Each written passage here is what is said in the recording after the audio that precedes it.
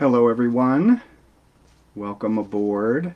Please let me know if you can't hear me for any reason or if anything's wrong. Did a lot of testing on this but couldn't figure out with no comments from people. It's great to have the feedback as we do this live. So we'll wait a couple more seconds before we get started. And if you have any questions, that's things that are on your mind about local history, and it doesn't have to be just East Aurora history. It can be local history and its relation to national history from any town. Just pop it into the comment box, and we can have a discussion of what's on your mind as well. I just threw out an idea for today because it's something that people have been asking me, but if you have something on your mind, please let me know. One of the things that folks have asked me about this little project that we're doing here is if I was going to have any guests on to talk as well, but you're the guest. You're the one that I want to hear from and have a discussion about local history with. And again, this is about local history, but more in the context of how it impacts national history. And Tip O'Neill said that all politics is local. Well, someone else said that all history is local. So things that are happening on the national stage affect us here locally in our local history, but also events here in East Aurora and other small towns affect national history. So it's all related. And history does repeat itself. So things that I hear often about, in especially the national news, you'll hear, this is unprecedented. We have never seen this before. And historians sit there and kind of, roll our eyes because we know that things have happened before, maybe not in the same way, but history does repeat itself. So thanks, Libby, for letting me know that the sound is fine. And again, please tell folks, a lot of folks have told me they work during the day, not at a computer. A lot of us do work at a computer, but they don't work at a computer. But a great thing about Facebook is that you can watch this anytime. So we'll keep this up on this page, and please let everyone know to like this page and follow this page for updates and other discussions. Few housekeeping things first. I do have the honor of being the town and village historian here in East Aurora and the town of Aurora, but this project is separate from that. My duties there are helping the public with research and a variety of other things we can talk about maybe at a later time. But this project is something I'm doing on my own, separate from my duties as historian. A lot of it overlaps, of course, because I'm very interested in history and chatting with folks about it. But this is a project I'm doing on my own, along with a lot of writing and research that I've been doing. I love to research. I'm one of those weird people that you can put me in a room with no windows, with a box of archival material, and I'll just be fine. You don't have to worry about me. I get really, really excited about that prospect of being able to be in an archive and sifting through old letters and newspaper articles and things like that. So I do a lot of that here from my home office, and I was thinking, I get stopped at aisle 10 at Tops at the supermarket, and all of a sudden a half hour goes by, and I've been talking to someone about history, and I thought, well, since we like talking about history so much, maybe we'll just do this online and give it a try. So again, if you have any questions, if anyone's new watching, feel free to comment and send questions. If you're watching this later, not live, feel free to pop comments in, and we can talk about it at a future time. So one of the questions I get a lot, there's a couple topics here in East Aurora that we get that seem to repeat over and over again. That's of high interest to people historically. One is the history of their own house. We're going to talk about that at a later time because there's a whole way to research your home, and in fact, you probably have a lot more information at your fingertips than some archive does about the history of your home. The Sundial Center down on Cazenovia Street, it's now an apartment complex. For some reason, people are intrigued by that. For some reason, there is a good reason. There's talking about national history and national themes. The tuberculosis fears back in the 1920s directly relate to our local sanitarium here in East Aurora. But today I want to talk about the Underground Railroad a little bit, unless you have any other things you want to talk about. Again, put it in the comments. But over and over and over again, I don't go probably 2 weeks without someone asking about the Underground Railroad here in East Aurora, the abolitionist movement here in East Aurora. And a lot of times I will see in a real estate listing for a particular house that they'll mention that this house was on the Underground Railroad, or I'll go on a tour of a building or a house, and the person will say, well, and this house was on the Underground Railroad. There's this weird room in the basement, and historians like myself will just kind of nod our heads and say, oh, okay, your house is on the Underground Railroad, because we're very skeptical of anybody who says, and not in a bad way, but in just a diligent, doing our due diligence to be skeptical about whenever there's a claim of an Underground Railroad site. And I'll even see it in real estate listings, which is kind of funny. Because I always wonder, and a lot of historians do, and hopefully you do too, wonder, where are we getting these claims of the Underground Railroad? Where's your proof? So one of the things I invite when I do presentations, and even this here, is I welcome you to disagree with me. I love to be proven wrong, actually, because I don't know everything, and I love to learn from folks. But the key word is proven. Some folks will challenge something that is said by me or other historians, and then when you ask them to back up the claims, they don't have the proof. So we always push to find the proof and find the documentation for things. Well, the problem with the Underground Railroad is it was a secret endeavor, for good reason. So there are a lot of claims here in East Aurora and in small towns across the country of Underground Railroad sites. And one funny story I like to tell is when someone came into the office, the historian's office, to research their home, and they had said that their house was on the Underground Railroad, that there was a strange room in the basement where enslaved folks who were heading toward Canada would stay in this room. And they were insistent that their house was on the Underground Railroad. So I said, oh, okay. So I go back and I take a look in the files for their house. And we don't have files for every home, but in this particular case, I had a few things. And one of the things I gathered a little bit of information about the home, and I came back to the person and I said, yeah, unfortunately, your house was not on the Underground Railroad. And they got a little upset with me. And they said, how do you know? Everyone's told me this house was on the Underground Railroad. And I said, your house was built in 1920. Your house was not on the Underground Railroad. Somehow, the story got perpetuated that this particular home was on the Underground Railroad. And but it couldn't have been because the home was built in 1920. So a simple way to debunk that rumor that had been passed down from one homeowner to another. And I knew this house. I knew why it had gotten that story. It was on a route, we believe, that was on the Underground Railroad at one time. So a lot of things fit, but some very important things did not in the story. And this happens all the time. A lot of times here, it's part of the folklore. One of the big stories that we've had here in East Aurora and in many, many communities is that there was an Underground Railroad tunnel under East Main Street from the basement of one house to another house on East Main Street. And I've written about this. But finally, this story had been going on and on and on for decades. And I couldn't figure out, I was very skeptical of the story. And so I finally decided, well, we're going to get to the bottom of this, and I'm going to try to find where this story began. Could not figure it out. And one of the things I did was just kind of look at each element of the story, that there's a tunnel under East Main Street. And remember, this would have been the 1830s and 1840s and into the 1850s. A tunnel under Main Street that went from the basement of one house to another. Well, I asked, we did everything, even my predecessor as historian, Don Dare, when they were reconstructing Main Street back about 15 years ago now, he went down there and asked the construction workers if they had seen a tunnel under the street, and they gave him this blank look.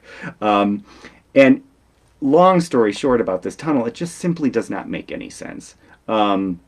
that one we discovered that one of the homeowners of one of the houses that was allegedly on this tunnel, would his political leanings would never have made him go out on a limb like that and be part of the Underground Railroad. Another thing is the Underground Railroad was a very sophisticated system. It doesn't get a lot of credit because a lot of folks feel like that these runaway enslaved folks were just kind of on their own, running from one house to another in the cover of darkness, when in fact it was a very sophisticated system. When they were helping these folks, the conductors on the Underground Railroad, they knew where the next stop was. There was no, go out there and find this house on your own. They, under wagon cover, in the back of a wagon, they would take folks from one stop to the next. So this idea that there was people just showing up, that doesn't have any basis in fact. And one of the things about the tunnel, and that's not the only tunnel. I've heard of tunnels in other communities as well. It just does not make sense if you were bringing folks from Franklinville, which we believe, down up what is today Olean Road into the village, that you would stop at a house on one side of the street and tell the folks they had to crawl under the street up into the basement of another house, when you could have just dropped them off at the house across the street to begin with. It just doesn't make sense that you would go to all that trouble to get folks to East Aurora on their pathway to Canada, and then stop short of the next stop and make them crawl under East Main Street.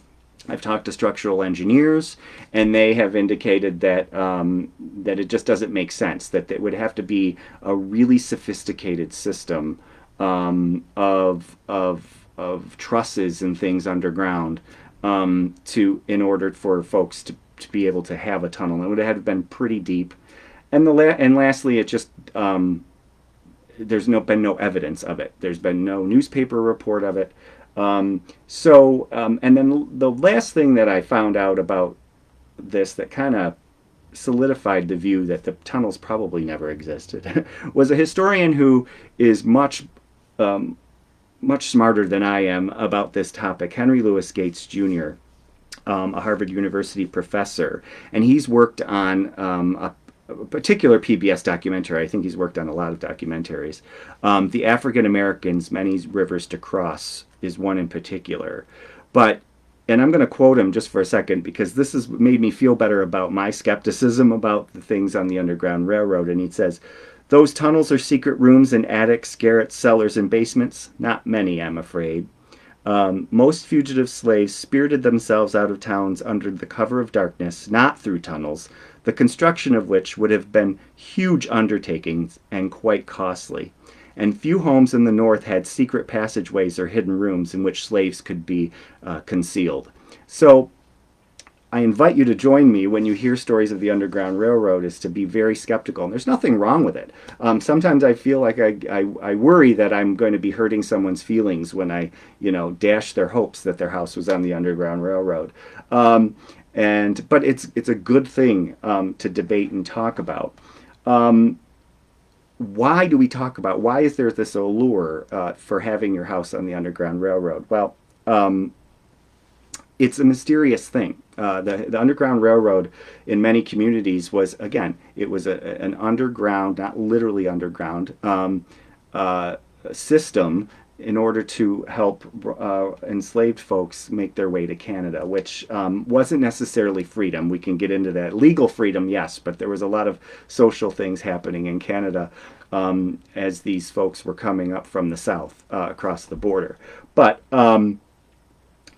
we tend to like to talk about it there's some mysterious terms, I believe, in mysterious things about the Underground Railroad that have an allure. But sometimes I think that takes away from what was really happening at the time. We sometimes like to feel that the entire community, we were in the North, right? And we're close to Canada, so we're basically the gateway to Canada. And so we like to think of ourselves as all abolitionists here in East Aurora, that everyone in the community was banding together to help enslaved folks make it up to Canada. And that really isn't true. There's actually reports that in the 1920s, and I was trying to figure out get a sense of what life might have been like. But going back at that time period is difficult because we didn't have a local newspaper at the time. We had one in the 1830s, and then we jumped to about the 1870s with the East Aurora Advertiser. And not that there would be newspaper reports anyway, but I wanted to find out what was kind of happening, and so I just put a bunch of terms in the digital newspapers that we have of the East Aurora Advertiser, and one of the things I put in was Ku Klux Klan. And I found that in the 1920s, a lot of folks think erroneously that there was the Ku Klux Klan was in the South. But no, we had the Ku Klux Klan here in Western New York.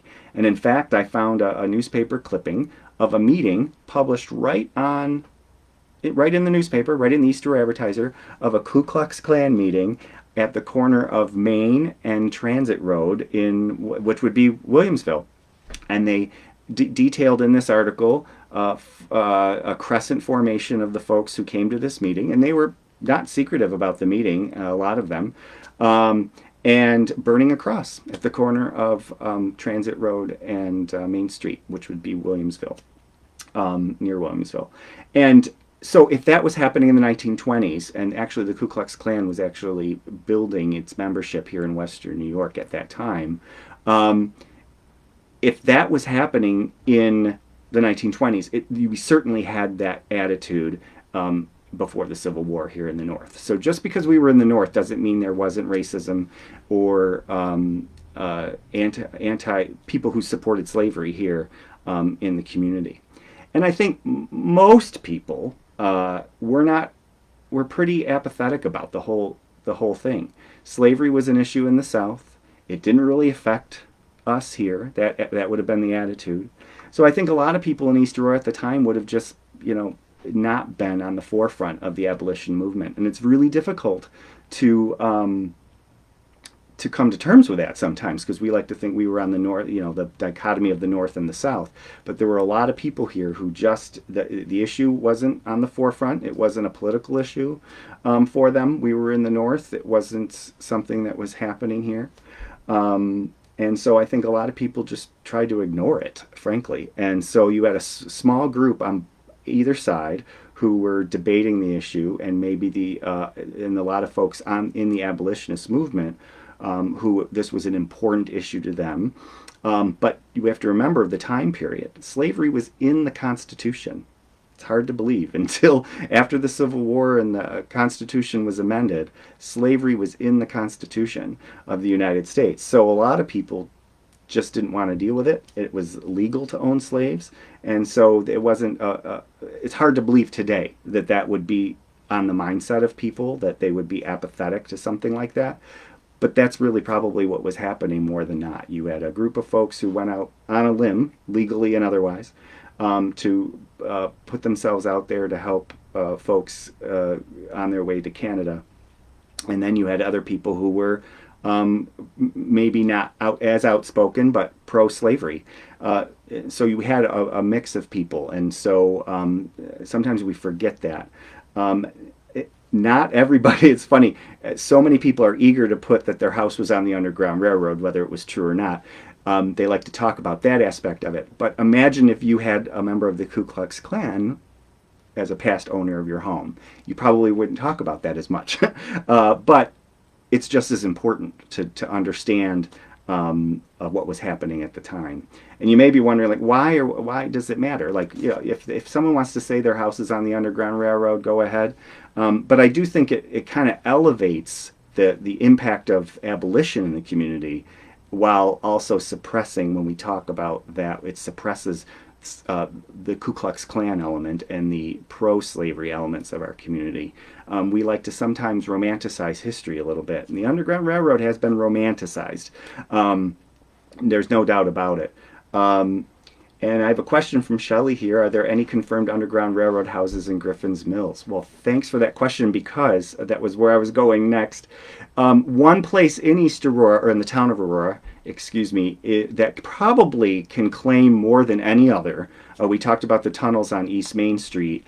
And I've written about that, but basically there's been several houses on East Main Street that have claimed that there were Underground Railroad ties to them. And one of the things I wanted to do was dig deep and try to find, with help of other people, find where these stories originated, because that helps you figure out whether they can be verified. Can't verify a single one of them on East Main Street. One of them was literally just the existence of a weird stairway in one of the houses. Another one was there was a dip in the yard, in the backyard of one of the houses, going toward East Fillmore. And the story was that the enslaved folks would hide in that little dip behind, hide behind the hill essentially, so they wouldn't be seen. That makes absolutely no sense. The way the Underground Railroad was conducted. So those stories, and one of the stories I found was just Sig Spooner, who was a columnist for the Easter Advertiser for many years. She just mentioned it being mentioned by somebody else, and there was no firsthand documentation of that story. So the story just got perpetuated over and over and over again, and we can't find the origin of it with a primary source or even a closer secondary source back to the 1800s. So, and some of these stories just take a life of their own. Someone says it once, and then it continues on. And if you say it enough, it becomes true in some instances. But Griffin's Mills is another story. So for those who may not be from East Aurora, Griffin's Mills is a hamlet in the southwestern end of the town of Aurora. And they have a church there that's today the Griffin's Mills Presbyterian Church. And if you ever have a chance to visit, highly recommend it. It's a small congregation, but they're very proud of their history. And actually they have a Wikipedia page, which Wikipedia is tricky because not all the facts are always confirmed. But in this case, the church folks actually put together their own Wikipedia page and went through a lot of citations and came into the historian's office to confirm some things. But Griffin's Mills probably can claim Underground Railroad ties, and for this simple fact, is the Presbyterian Church, which was the Congregational Church at the time, and it was the West Aurora Congregational Church. They actually, churches, Presbyterian churches, Congregational churches, the Quakers especially, really went out on a limb. So in the 1840s, the church put down in their minutes, they actually came up with a resolution opposing slavery. And they also referred to enslaved people as their brothers and sisters, which was a huge step to actually humanize enslaved people. And a lot of folks didn't do that. To actually put them as our brothers and sisters, and to actually call slavery abhorrent, and to call for the abolition of slavery. Remember, slavery at the time was in the Constitution. It was legal to own another person. So, and remember, not everyone was for abolition, even in the North here. So to come out and say that in a resolution, and then a few years later, the church voted again and said, well, they were kind of upset with their parent church, the Presbytery, and saying, you're not doing enough to end slavery. We're not doing enough to take this action and to fight essentially the government. Remember, this is before the Civil War. This is as slavery is starting to become a political issue, more of a political issue. It always had been. But they really, to put it down in writing, was a very, very big deal. Because if you were to go out and say that you oppose slavery, that you would help enslaved folks to freedom, that was pretty much a indicator that you were probably helping with the Underground Railroad effort. We know through a couple diaries that, in a broad sense, that the Underground Railroad was certainly active in our community. So we know that because we were, we're near our proximity to Canada, and Niagara and the Niagara River. So we knew that, but specifically each community, what was happening. So we're kind of a little less sure about specific houses and specific locations. However, the Griffin's Mills Church, the fact that they put in their minutes that they opposed slavery and that they would actually they actively were working toward the elimination of slavery. And we know that the path of the Underground Railroad came through our community here, either up Olean Road, or there was, we believe, another path that went up through Orchard Park Griffin's Mills, Orchard Park area.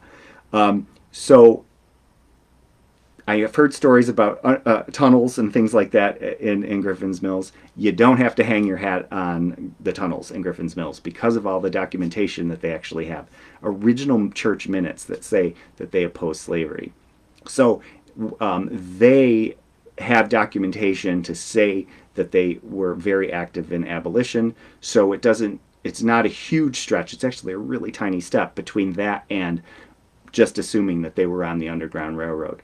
And again, I've heard stories about houses up there that were, have weird stairways and weird rooms. Those, I mean, unless you find some other evidence, that doesn't work for me as a skeptic of it. But though the fact that community was active in the abolition movement leaves very little doubt that they were involved in the Underground Railroad. So, but the problem is it's very difficult to prove that a house was on the Underground Railroad because nobody would go out and put a sign up. In fact, that one of the things that there's been a lot of debunked claims about the Underground Railroad, and one of the things that you hear a lot about are the quilts, the patterns of quilts that allegedly people would put the quilts out and the patterns would somehow tell folks where to go, or that it was a safe house to go to, or the positioning of candles in the windows. All those things have been debunked. Again, remember that the Underground Railroad was part of a very sophisticated system. So imagine you are it's impossible to put ourselves in the shoes of a enslaved person seeking freedom. However, if you were in that position and you were in the North, making your way to Canada, would you trust the positioning of a candle in a window or a quilt that's outside the house? No, I wouldn't take that chance of just going up and knocking on the door, hoping that the quilt wasn't just a coincidence, or the positioning of a candle in the window was a coincidence. But remember, this was a sophisticated system, so they knew exactly, especially up here in the north, which stops were next. And one of the funny things about the quilt stories is I was at a conference with historians, and we had a presenter who was talking about the Underground Railroad in a museum, and he said, we even have the quilts, with patterns from the Underground Railroad. And there was a collective groan across the room of the historians because, those claims have been debunked. And actually, in fact, a historian, had done research and found out that the claims of the quilt patterns in the Underground Railroad came years after the 1800s. It was just something that someone came up with, again, part of the local lore, but has no origin during the Underground Railroad time at all. So if you hear stories locally about quilt patterns and candles in windows, they've been pretty much debunked. It was funny, I was at one event once and I was speaking about the Underground Railroad, and they had children making quilt patterns somewhere else, and I just kind of kept quiet because it was a great project, a great craft for them to do, but those claims have been debunked about the quilts. But they're still learning about the Underground Railroad, so I couldn't complain too much about it. One of the things I when it comes to the Underground Railroad is that I say that you always talk in a court of law, you're innocent until proven guilty, and I always say your house is not on the Underground Railroad until proven otherwise. I've heard hundreds and hundreds of houses claiming to be on the Underground Railroad, and its simple fact is we don't believe that many people were involved, and so a lot of the claims just aren't true. Doesn't mean we can't have fun talking about it and learning about it, but also we have to remember that this romanticization of the Underground Railroad, that these were real human beings, and it's a real serious part of the history, and it really leads to how we live our lives today. And we get this idea that everybody was involved in this movement, and when in fact it was probably a very small part of the population. Griffin's Mills, a big part of, even in that community, a big part of that community was involved, but not everybody was. Not everybody supported it. And you look at things today, like there are movements, we'll talk probably in a future week about women's suffrage. Here in East Aurora, because we had Alice Hubbard, we had several people who were part of the women's suffrage movement. Today, from our perspective today, we like to think everybody supported women voting here in East Aurora. We're a pretty progressive village, and today we just kind of course, women should, why wouldn't they think women should vote? But back then, truly, Aurora actually voted against women voting in 1915. The men did. The men got to vote on whether women could vote. And then in 1917, they changed their tune and allowed women to cast ballots for the first time. And then, of course, in 1920, women across the nation were given that right and that responsibility. But we get this idea in our head from our modern perspective that, oh, well, yeah, our little, we want to feel good. So we say, oh, yeah, everybody was for women's suffrage and everybody was an abolitionist here in East Aurora. And that really wasn't true. There were a lot of people who were actually working against it, even here in our community here. So are there any other questions? All right, I don't see any more. And yeah, it's funny because you're talking about a house that you claim might be on the Underground Railroad, and in fact just was a root cellar. I had someone who asked me about the strange room that was in their basement, and we got to talking, and they said, well, what else could it have been for? Of course it was the Underground Railroad. And I said, well, it could have been a root cellar, it could have been used for storage, it could have been anything. And we just like to go to the Underground Railroad idea first. And it's not every house built before 1860 was on the Underground Railroad either. So we have to remember that too. We kind of fall into that trap a little bit. So it's not an easy answer. When people ask about whether your house was on the Underground Railroad, it's almost sometimes impossible to prove or disprove that it was. So you just kind of do your best, gather the evidence you can. But I don't get too upset when people claim that their house was on the Underground Railroad, but when it wasn't. But as long as we're open to the idea of talking about it and not getting too upset when our when our claims of being on the Underground Railroad have been debunked, and that's something that I like to do. It's a hobby of mine, is to debunk claims in history, and it gets me into trouble sometimes because people do enjoy the stories that they have. And thanks, Sandy, for talking about the Underground Railroad Museum in Niagara Falls. It's located, in the train station there. If you want to learn more about the Underground Railroad in our area, there's that you could go to and learn about it.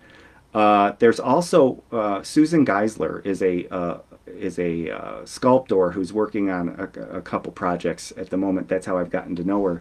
But she did Freedom Crossing, which is a sculpture of conductors on the Underground Railroad, along with enslaved people who are trying to make their way across the Niagara River. And what's fascinating about this sculpture, and you can look it up, there's photos of it online if you can't get up to Lewiston to see it, is they're really on the spot where they believe that this activity happened, that there were people going across the Niagara River. And just to put yourself in that position where you're thinking, I can go across the river to Canada or make my way up maybe to Vermont, but those decisions that had to be made. But it was a very sophisticated system. In fact, not to get on a tangent, but they believe there are stories about that the conductors on the Underground Railroad, there were marshals actually at the border.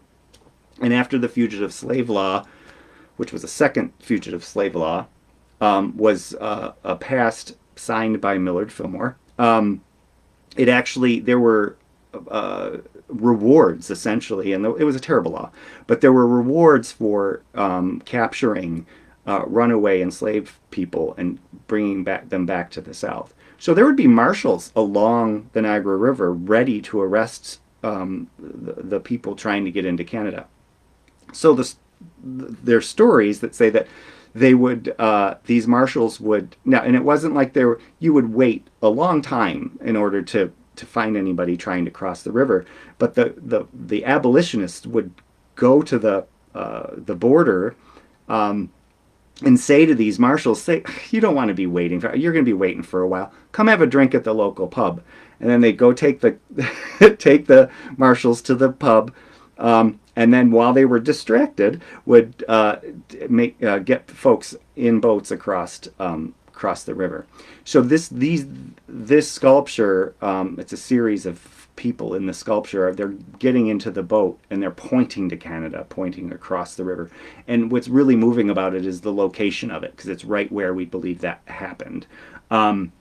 But that's sort of the end point of this whole process, to get folks to the border.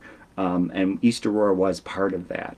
But just the political movement surrounding it wasn't just taking folks from one location to the next. There were political movements, there were movements. It was very complicated.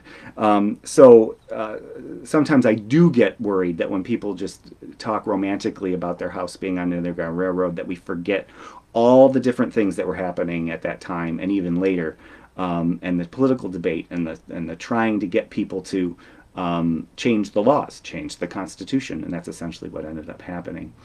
Sandy's talking about the Michigan Street Baptist Church. They're putting together some programs, and you can Google all those things. It's true. One of the fun things about the Michigan Street Baptist Church is for years, and I hope I don't get in trouble for saying this, but for years they've always said they were a spot on the Underground Railroad, and that was actually some historians have brought that into question. Of again, they don't have the documentation to back up that they were a site on the Underground Railroad. Whether or not that's true or not, but it does add to the conversation. That doesn't mean the Michigan Street Baptist Church should be taking down its sign saying that they were on the Underground Railroad. But it just proves the point that proving yourself as a spot on the Underground Railroad is extremely difficult. Again, I mentioned before that there were diaries about the Underground Railroad that would be a primary source, but no one in their right mind would be saying, so-and-so's house on Main Street in East Aurora is one of the stops we took folks to today. They just never would have done that, because if someone found the diary, they would have been in big trouble. Remember, harboring enslaved people, helping them to freedom was illegal. So it wasn't just a fringe political movement that people were really passionate about. There was some really big legal risks to being a part of this. So you never would have broadcast that you were part of the Underground Railroad. So yeah, check out the websites. If you have any questions about the Underground Railroad in particular, or anything, just feel free to share it in comments or let me know. But it's a very fascinating part of our history that I think it's overlooked quite a bit. Because number one, we don't have the resources, we don't have the documentation for it, but also I think, again, we've romanticized it so much along with a lot of other things, when in fact there were so many different elements as part of it, more than just secret tunnels under Main Street. There was a lot more to it, and delving into, I keep learning more and more about it, and trying to find different perspectives about it. So I think our time is pretty much up here. Again, I welcome your comments. We're going to do this once a week at 3 o'clock. But anytime on this page, feel free to ask a question or suggest a topic idea, and we'll talk about it. And again, it doesn't have to be about East Aurora history. It can be about local history and how it impacts the national discussion, or a general question about local history. So thanks again for joining us, and I hope to see you next week.